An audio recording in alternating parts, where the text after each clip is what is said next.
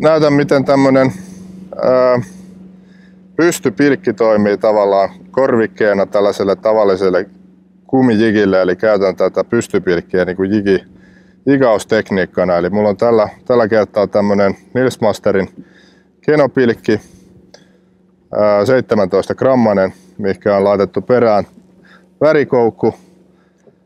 Ja värikoukun voi sitten maustaa, jos haluaa, niin vaikka pienellä palalla matoa, ja niin se saattaa lisätä siinä houkuttelevuutta, mutta tämä toimii tällä lailla ihan hyvin.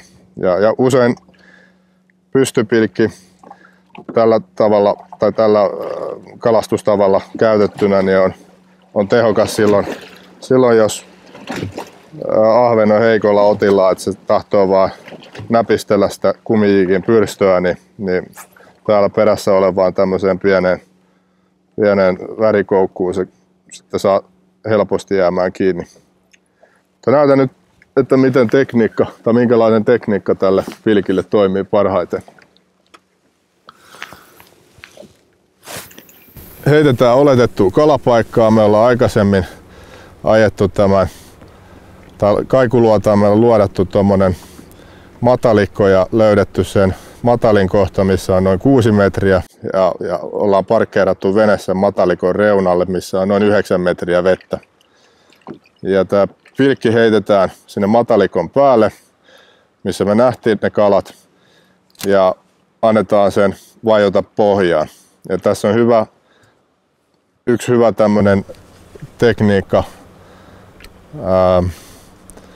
huomata, että miten se pilkki on siellä pohjassa, eli silloin se siima on ihan löysänä näin, kun se on löytänyt pohjan. Kiristän sitä pikkasen ja aloitan kelaamaan. Kelaan 3-4 kierrosta ja odotan. Kelaan 3-4 kierrosta ja odotan. Eli siinä vaiheessa, kun se siima löystyy, niin se on palannut jälleen tuonne pohjaan niin kuin se siima löystyy. Ja sen jälkeen mä kelaan taas 3-4 kierrosta. Ja nyt siellä tarttu näköjään kiinni. Tää taitaakin olla kuha tällä kertaa. Tai ahven. Ei nyt se vähän luovutti taistelua, mutta joku kumminkin ihan ruokakala kokoinen kala sieltä on tulossa. Eli se kala ottaa usein siinä vaiheessa, kun se... Ei kun haukihan tämä.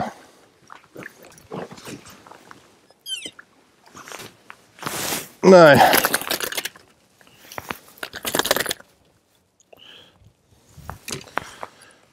Eli kala ottaa yleensä siinä vaiheessa, kun se pilkki on vajomassa väristen pohjaan. Niin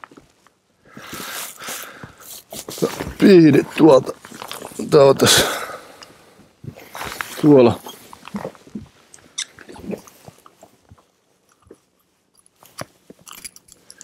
Irrotetaan pilkki ja tää on sen verran pieni hauki, että päästetään se takas uimaan. Eli tää pilkillä voi saada kuhia tai ahvenia. Tyypillinen saalis on ahven tai kuha, mutta toisinaan siihen ottaa myös hauki.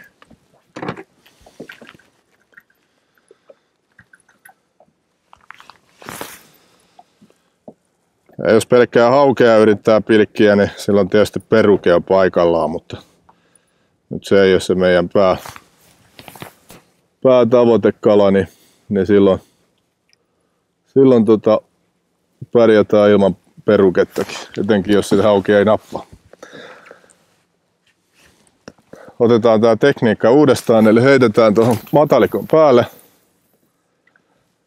ja odotetaan, että siimaa tulee ulos tuolta kelalta. Näin. Siiman tuleminen kelalta loppuu. Kas näin, niin se on silloin pohjassa. Laittaa sanka kiinni. Kelataan muutama kelaus tai kammenpyöräytys. Odotetaan. Kelataan taas muutama kammenpyöräytys. Ja odotetaan, eli silloin kun me kelataan sitä, se nousee noin 50 senttiä metrin sieltä pohjasta ylöspäin. Ja sen jälkeen se vajoaa tälle pilkille tyypillistä on se, että se vajoaa väristen kohti pohjaa ja se on se hetki, milloin se kala tarraa kiinni. Ja se kala tarraaminen kiinni näkyy tuommoisena riuhtaisuna niin kuin äsken, jos on hauki tai ahven sitten kiristää sitä siimaa tai nykistä, mutta se näkyy kyllä selvästi siitä siimasta. Ja tätä kalastustapaa jatketaan aivan tähän veneen lähelle. Toisinaan se kala on tuossa ihan veneen vieressä. Eli jos tunnet, että siellä käy tärppejä tämän kelauksen aikana, niin kannattaa myös pudottaa se tässä veneessä tuon pohjan lähelle ja pilkkiä siinä hetki. Koska siellä saattaa olla iso parvi, mikä ei välttämättä ole kovalla syönnillä ja ne saapuisi tähän veneen alle ja tutkimaan sitä sun pilkkiä ja saatat siitä saada sen kalan sitten napattua ylös.